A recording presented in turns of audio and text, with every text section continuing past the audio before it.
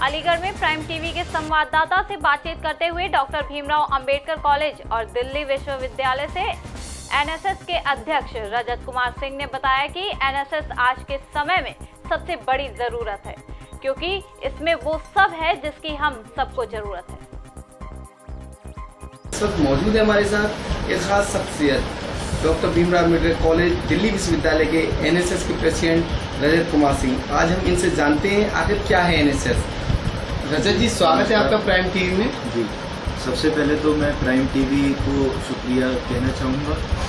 राष्ट्रीय सेवा योजना युवा कार्यक्रम एवं खेल मंत्रालय द्वारा संचालित योजना है, जो कि विद्यार्थियों को समाज सेवा, पढ़ाई के साथ साथ समाज सेवा के लिए अग्रसर करना इसका मुख्य उद्देश्य है। वह समाज में जितनी भी कुरीतियाँ, समस्याएं हैं, स्वयंसेवक अपने हिसाब से इन समस्याओं का निस्तारण करते हैं। ये सब एनएसएस का मुख्य उद्देश्य है। रजत जी, युवाओं के लिए एनएसएस ज्वाइन करने की क्या जरूरत पड़ती है? एनएसएस राष्ट्रीय सेवा योजना है। इससे समाज में समाज सेवा करने का भाव उत्पन्न हो युवाओं के अंदर। इसलिए मेरा ये मानना है कि छात्रों को, विद्यार्थियों को पढ़ाई के साथ साथ समाज सेवा करने का एक अवसर भी प्राप्त होगा एनएसएस के मंच के माध्यम से।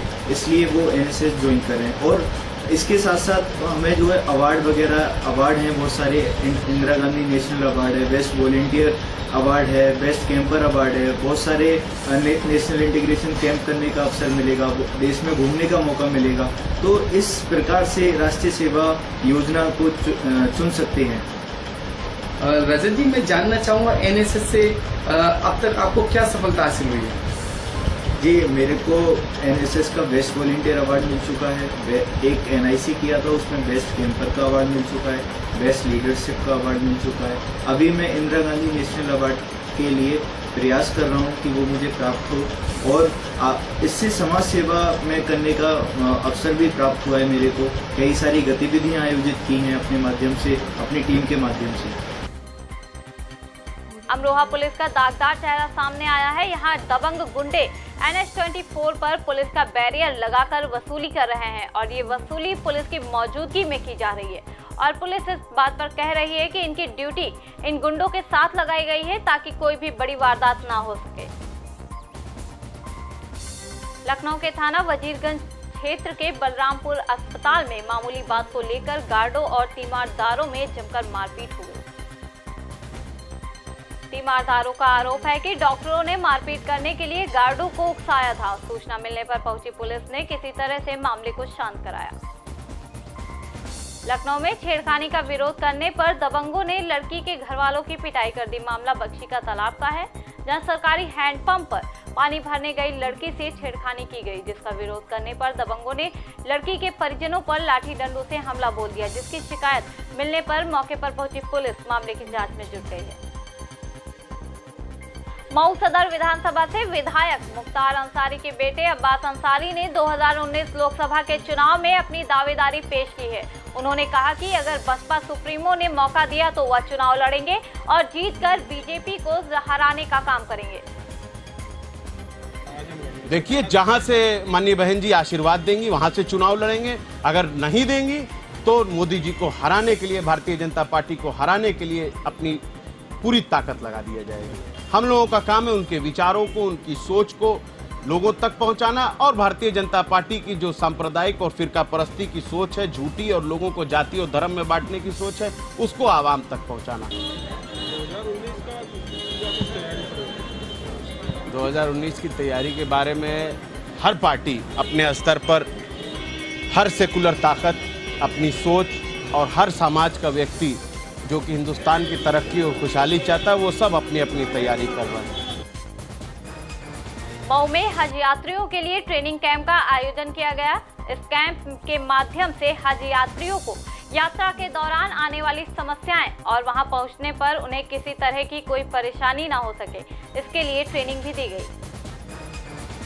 और ये तरबियती प्रोग्राम हज के लिए 2 बार कराया था। एक रमज़ान से पहले होता है और दूसरा प्रोग्राम ईद के बाद होता है। दूसरे प्रोग्राम में तरबियत के साथ साथ टीकाकारी का भी प्रोग्राम होता है। टीकाकारी में पोलियो ड्रॉप पिलाया जाता है और सीजनल वैकेंसीज भी लगाई जाती है ताकि किसी तमाम बीमारियों से आदमी महफूज रह सके।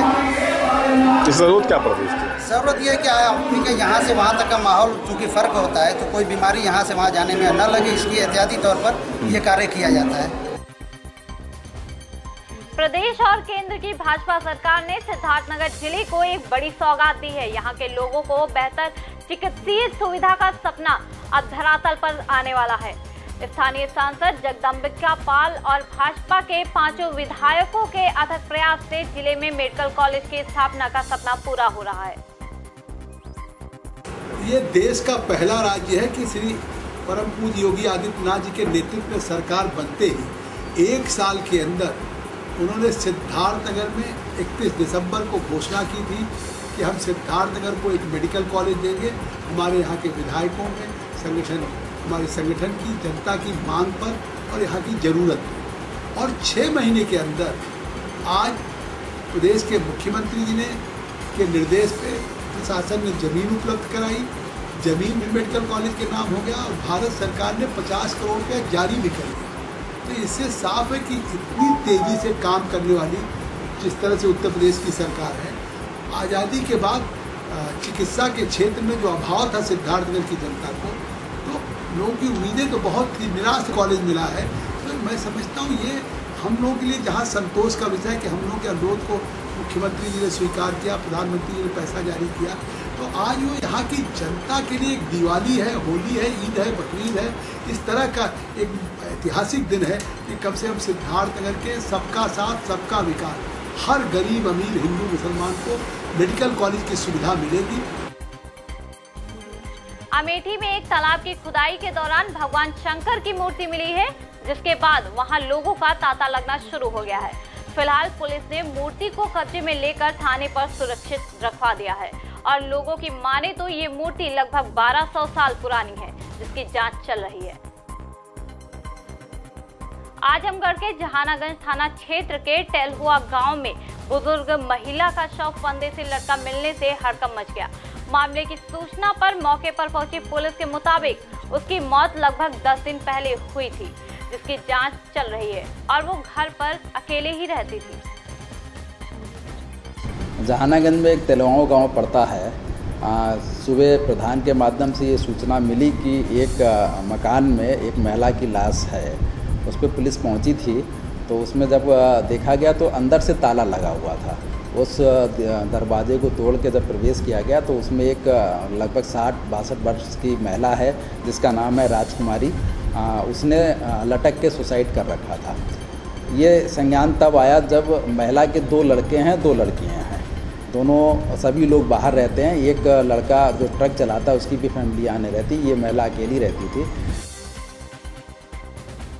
आजमगढ़ में पीएम नरेंद्र मोदी के कार्यक्रम को लेकर तैयारियां जोरों पर हैं। आपको बता दें कि पीएम मोदी 14 जुलाई को आजमगढ़ के मंदुरी में पूर्वांचल एक्सप्रेसवे का शिलान्यास करने के साथ साथ कई विकास योजनाओं का भी शुभारंभ करेंगे, जिसको लेकर प्रशासन ने बीजेपी कार्यकर्ताओं और नेताओं के साथ बैठक भी की।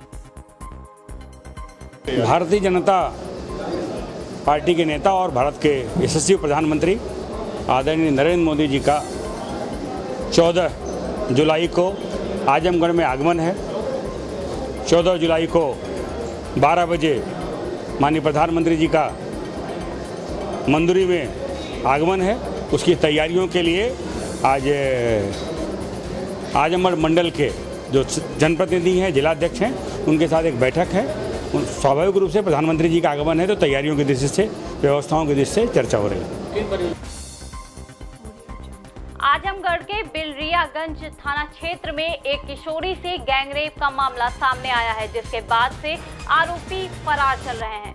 फिलहाल पुलिस ने पीड़ित नाबालिग लड़की के पिता की तहरीर पर मामला दर्ज कर लिया है और आरोपी 3 युवकों की सरगर्मी से तलाश कर रही है। एक बिलरियागंज में फुलवाई गांव पड़ता है, वहां पर एक सूचना प्राप्त हुई थी। एक 14 वर्षीय लड़की थी, वो एक दुकान पे गई थी और वहां शैम्पू लेने के लिए, तो उस दुकानदार के घर पे कोई नहीं था, तो उसने उस लड़की के साथ बलात्कार किया है। साथ में उसके 2 लोग और भी उसने बुला लिए थे, 2 लोग अन्य थे। तो 3 के खिलाफ अभियोग पंजीकृत किया गया है। लड़की का मेडिकल के लिए हम लोग भेजे हैं और हमारी टीम रवाना है और मुझे लगता है कि हमें लगभग सफलता मिल गई है और 2-3 घंटे में इनकी गिरफ्तारी हम लोग सुनिश्चित कर लेंगे। लखनऊ में तेज रफ्तार का कहर एक बार फिर देखने को मिला, जहां गाजीपुर थाना क्षेत्र के हाईकोर्ट के सामने देर रात तेज रफ्तार स्कॉर्पियो ने बाइक सवार सिपाही को अपनी चपेट में ले लिया, जिससे उसकी मौके पर ही मौत हो गई। जिसके बाद आरोपी स्कॉर्पियो सवार मौके से फरार हो गया और पुलिस मामले की जांच कर रही है। आजमगढ़ के मंडलीय जेल में एक कैदी की मौत हो गई। मृत कैदी चोरी का आरोपी था, जिसका नाम रणविजय यादव बताया जा रहा है। जेल प्रशासन ने बताया कि कैदी पिछले कई दिनों से बीमार था, जिसकी इलाज के दौरान मौत हो गई। हरदोई में निजी विद्यालय के प्रबंधन ने दूसरे विद्यालय में एडमिशन लेने के लिए टीसी मांगने पर नाराज होकर 8वीं पास छात्रा के चरित्र प्रमाण पत्र पर झगड़ालू प्रवृत्ति की लड़की होना लिख दिया।